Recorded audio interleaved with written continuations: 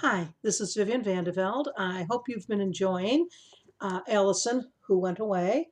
I wanted to talk to you about how I came to write that story because it is unusual for me to have written a story that doesn't have any fantasy or science fiction kind of element to it. It is one of only two novels that I've written that is of a realistic nature. Um, there were a few different things that kind of collided in my head all at the same time. One, I was thinking that in TV, when there's a murder mystery, you are used to seeing it solved in 60 minutes or an hour and a half. And that certainly isn't the case in real life. And there are quite a few mysteries that have never been solved. There were two criminal cases that had been going on in Rochester, New York, at that time. One was the disappearance of a little girl, and the other was the murder of a young man.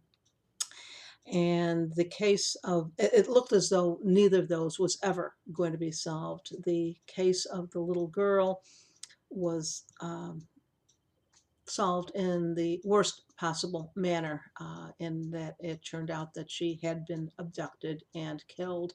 But in the case of the young man, it's been 25 years and still people do not know what exactly happened. And I was thinking, what is it like for the family to not have answers? And what's it like when they meet someone new who says, so, do you have any kids?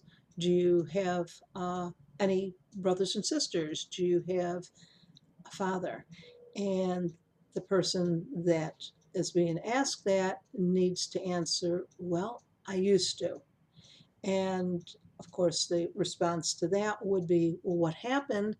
And what's it like for those people that need to answer, I don't know? I spoke to two friends who had each had a brother disappear much earlier in their lives, and they were the ones who told me how still sometimes they would think that they saw their missing brother, and they in their heart knew it couldn't possibly be him because they were seeing him as he looked back then, and because of the passage of years, no matter what had happened, that wasn't the way he still looked. So that was something that I incorporated into my story. I also knew that a lot of times, whether it's through the horrific case of murder, or if it's just a family member has died, sometimes it's difficult for the family to actually say he or she died, and will use euphemisms. We'll say he passed or he's gone. And I thought that's got to be so much more the case of someone who is dealing with a missing relative that doesn't want to get into exactly what happened. Also going on at that time, there was a serial killer who was preying on prostitutes, vulnerable people, and he was eventually apprehended, and he did admit to some of the crimes that the police suspected that he had done, but there were other crimes that the police were pretty sure he had done, but he didn't actually ever admit to that. And I'm not sure why that was, if he felt that he was only going to admit to the ones that they had really solid proof for, or if he was going to hold back and possibly get some kind of concessions um, by later on saying, yes, I murdered this woman, and I'll tell you where her body is if you do this for me. And he died in prison without having admitted to all of the crimes that he was suspected of doing. And I was wondering again, there were a whole bunch of families that didn't have closure.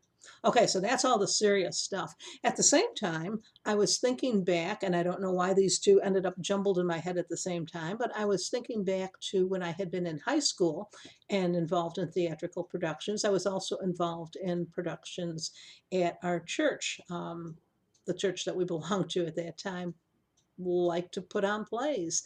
And I wanted to capture some of the fun and excitement of that. So I ended up writing the story and I submitted it to one editor who said, you know, this is a very serious story about a girl whose sister is missing and probably dead. And yet you've got all this distracting business going on with her being involved with the play, being involved with her first potential boyfriend. And yeah, if you lose all of that stuff and concentrate on what was going on in the family with the sister, I think that that would make it a stronger book. That was not what I wanted to do. So I sent it to a second editor. And that editor said, I love the play. I love all of the nonsense that's going on with her best friend and her new friends and the boyfriends and that business about the sister, that is such a downer. You need to get rid of that and just have this be a light story. I sent it to a third editor, and that editor said, this is life. There are crazy, hysterically funny moments, and there are also very serious moments that will bring you to tears because it's a tragedy. And so I am very grateful to Matilda Welter from Houghton Mifflin, who saw that the craziness and the tragedy were both parts of life. I hope that you enjoyed the story, and I want to tell you that I hope you stay safe and that you stay kind. Thanks.